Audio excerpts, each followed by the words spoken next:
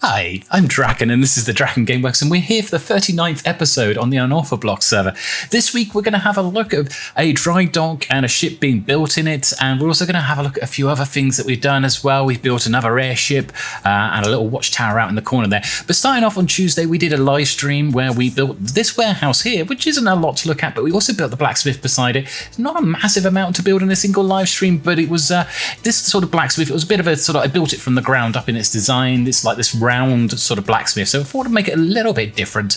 And you've got like this fire pit in the middle. We experimented a bit with the magma and some fireplaces to work out what blocks smoke will drift through. And yeah, it turns out smoke will drift through magma, so you can get that kind of effect that you got there. And then I've also got this bit here, which I just started on building another warehouse, but I haven't quite finished it. But we also did the dry dock. I built the dry dock just before then as well, and that's starting to come together quite nicely. Well, we have a time lapse for this reason.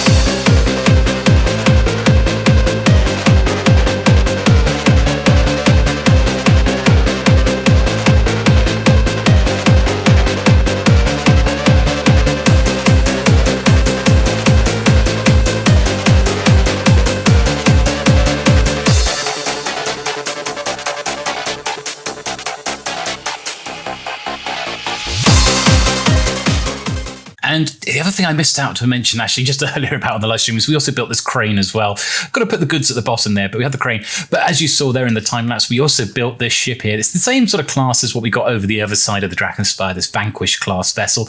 But this one is done to make it look like it's under construction. So you got the logs down there. We got the bamboo scaffolding up the side. It's not in a completed state. You can sort of see you've got most of the hull. This is one which is mostly completed. It's got most of its hull section, but it hasn't yet had the cannons installed on board. The masts are yet to go in and all its rigging. That's all got to be built. It's only the first part and the masts are built into there. And you sort of come in, you can see that all the floors are empty at the moment. And what there is on the floors is just basically various workbenches. So you've got like blacksmithing tables and stuff where people are just obviously still working and getting the ship built.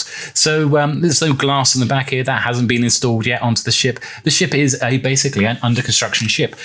So what I did was basically use the light Matica from the original ship, brought it over here, set it up, and then basically just replicated just the hull section of it. So we get this kind of effect here as though it is a ship that is under construction. You can see what it is, but it's still got a little bit to go. But digging out this dry dock, I started with this dry dock because it was the biggest one out of the 5 that need to be over here. There's a couple of other dry docks in this area which are smaller, but you can see how the dry dock gate at the end is here. And you can see, obviously, you come down this side, the dry dock gate comes out this side as well, but it's all submerged underwater. So the inside of the dry dock is definitely lower than the water on the outside, but there is enough clearance that if the gate was to open, the ships could sail out there quite easily enough. But that isn't the only thing that we have been working on all this week as well, because we've had some new members on the server. So we had Travis Sets Fire and Flezzy have both joined the server recently. And I thought I'd drop over and drop some gifts over to them as they've been here now for a couple of weeks and they've put up a couple of episodes. So one of the ones I popped over there was I popped this gift full of different items over to Travis Sets Fire's postbox. And then we went to go and visit Flezzy actually as he a couple of days after he joined the server. And he's got this nice little base over here. It's lovely, just sat down here amongst the mountains. A really nice area as well. But we thought we'd drop him his gift off in person there, and he seemed to really appreciate that as well there. So I was looking forward to seeing what both these guys build on the server here. Definitely go and check out their videos. We got their links down in the description below, so go and have a look at those. And I do love what they've done so far, so it's looking good. But the other thing as well, one of the things we have not done for a long, well, not say haven't done for a long time, I've never done it. I've never been end raiding. So recently they reset the Nether, and I knew the guys were going to go into the Nether themselves later on to actually do a bit of running around to get some stuff. And I thought, well, they're going to need some Elytra to do that because it makes it a bit easier. So for the first time ever, I went end raiding myself, and I went out on my own and basically learnt how to end raid because I'd never done it before and taken out shulkers. So and basically decided to go out and get a bunch of stuff and everything else like that. And there was a few lessons to be learned, considering it's the first time sort of me doing it. But I'm proud to say that I didn't die. I managed to visit a couple of end cities, managed to kill quite a few shulkers, got myself quite a few elytra as well. And it's sort of learning how these sort of shell systems work and how to shoot them and when to shoot them so it doesn't fire the arrows back at you. And that also learning that, using the shield to block their shells, their shots that they fire off at you. And then also the fact that you can also shoot those out the air as well. And started to become quite proficient later on it as well. But the whole purpose down here was to just get in here and find some elytra as well, because I've got 3 elytra, but because my base is getting much bigger, I'm having the problem that I'm burning through elytra quite quickly before I have to go back and repair them with the 3 pairs. So I wanted to get another 2 pairs for myself. So I got myself 2 more pairs. Plus I also got 2 pairs for the new guys as well. So they could take them out when they actually went end raiding straight after us, but they had elytra to enable them to go and do that, which I was sort of trying to set up from there. But yeah, there's all sorts of lessons that I learned from here. There's loads of goods and everything else like that. I'd been quite fearful of doing sort of end raiding for a long time. And I don't know why. I don't know why I was being fearful of end raiding, because end raiding is pretty actually straightforward. It was not as difficult as I thought it would be.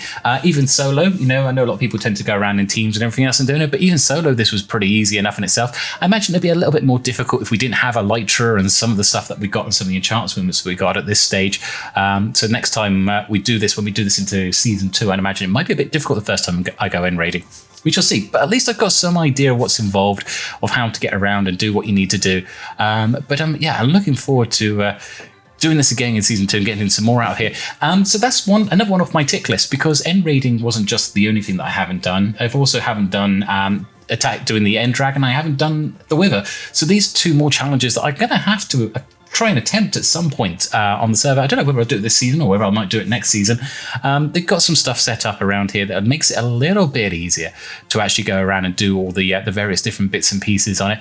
But I don't think we did too bad a job. We got hit a couple of times, we floated up, but we learned that using things like ender pearls could get us to teleport down.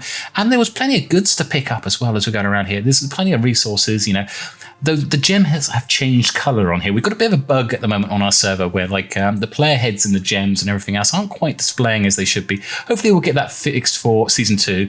I'll get it sorted there. Not sure why I shut the ender pearl over there, but never mind. It got us down to there.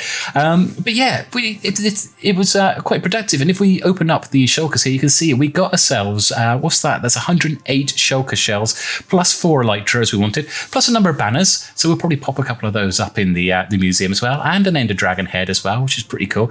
And a few other bits and pieces that we picked up from around there. So you can see we got some diamonds and gold. We got those bit of a weird thing with the heads and everything else. So we did get a shulker head, which I was really happy about getting. We got a few bits of diamond gear as well, and some iron enchanted gear as well, which was quite handy. And of course, a few little extra blocks there as well. But with that enabled us to chuck the new guys some new, another gift as well, a second gift with some shulker shells in there, and also an elytra each. So they could take that with them, End City bus raiding, or end bus raiding. What do you call it? End City busting or something like that. I never get to say it. It's raiding, End City busting. I think there's a few different ways people say it. But we also set up a very temporary sort of post box here for Flezzy as well, because he didn't have a post box. I know LadyBex is talking about rearranging these soon, so they're all in alphabetical order, but we made sure that he had a box because he didn't have a box set up there as well. We've only got a couple more boxes left there. We can't really expand the server that much more because I think there's only 3 spaces left in the mailboxes for putting people in there. But if we got more than that, then we'll work around it. But coming back to the Dragon Spire and the work that we've done this week, there was some more work we've done out in the fields here. So in the area that I'm calling now the Greater Dragon Spire, which is the rest of the island, outside of the city of Drakenspire. You've got Inner Drakenspire, Outer Drakenspire, and then Greater Drakenspire, which is the surrounding area. You can see that we have started building another farm. I haven't completed this week, but we sort of terraformed the land out and marked out where all the fields are with the bushes there, and built ourselves a small farmhouse as well on the outskirts there. Pretty similar to that cottage to the one that we built in last week. But we built that out on the edge here. That's got to be sort of have their crops planted in those fields, so that grows out and gets more colourful down here. And we started clearing the next areas as well in preparation, but in the middle of it there was this raised up section, and we decided to build a little watchtower, and I built that on stream last Thursday. But then I've also gone and built a new airship next to it, and it's a Scylla class airship, and you can see us doing like a time lapse of building it here. And I'm going to say keep an eye out, because while I was doing this, I was actually doing this as a tutorial.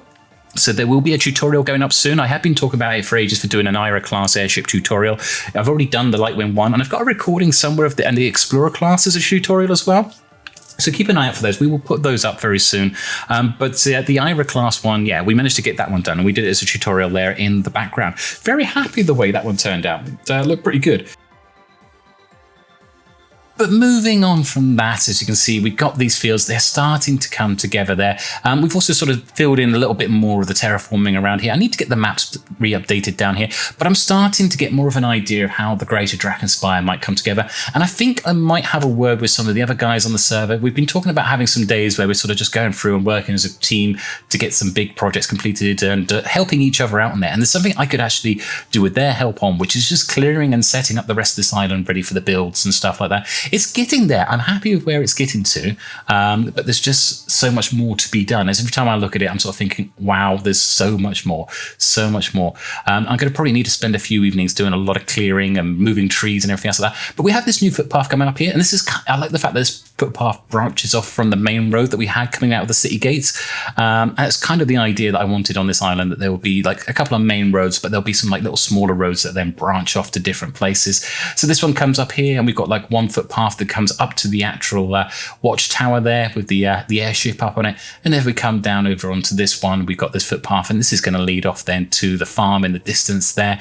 You can see I've only actually terraformed the right hand side of it. The left hand side is all clear because we're going to probably, I was debating whether to have that as woodland, but actually I think I'm going to make another farm in that segment as well. That will put 4 farms in this area, but I think you need to have a couple of farms, you know, a good number of farms. So 5 or 6 farms I think are going to be on the island itself, and I just want to make sure that it gives you that sort of patchwork look that farms do to the land as we're going around there, and sort of have that thing. I mean, they're pretty quick and easy to build, and they take up a lot of space, which is exactly what I need actually out here, is to fill out a lot of the space going between it all. Not that all of it's going to be filled out space. Obviously, the most detail is though in the city itself, which you can see in the background there. We've got the dry dock is just about visible, as well as the whole spire and the rest of the inner city and some of the outer city that we worked on.